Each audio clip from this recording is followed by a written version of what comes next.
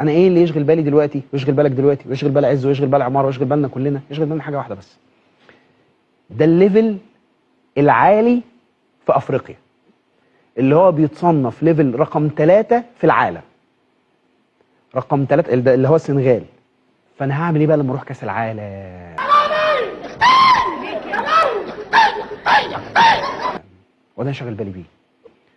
انا مش عايز اروح هناك بوسه وحضن وباي باي من الدور الاول، مش عايز اعمل كده. ايه ده؟ انا عايز اتعلم من اخطائي وعايز اجود وعايز اصلح فيها، ومش عايز اهد المعبد فوق دماغ حسام حسن، ومش عايز اهد المعبد فوق دماغ لاعيبتنا. انت بتتكلم جد؟ لا حول ولا قوة الا بالله، والله ما اعرف غير منك دلوقتي يا ابو حميد.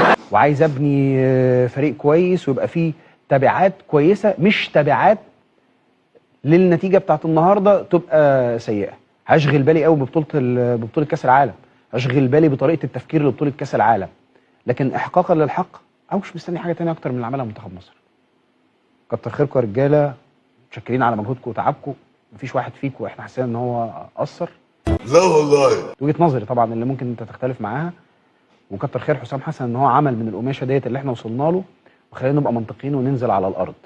اي حاجه تانية غير كده ما كانتش هتبقى منطقيه او طبيعيه. لازم تعترف بالفوارق عشان تصلح. لازم. اوعى بلاش الوهم، ما تعيش الوهم. لازم تعترف بالفوارق. لازم تفهم انت في انهي حته في خريطه الكوره، عشان لما تفهم انت في انهي حته في خريطه الكوره تبتدي تعالج اخطائك.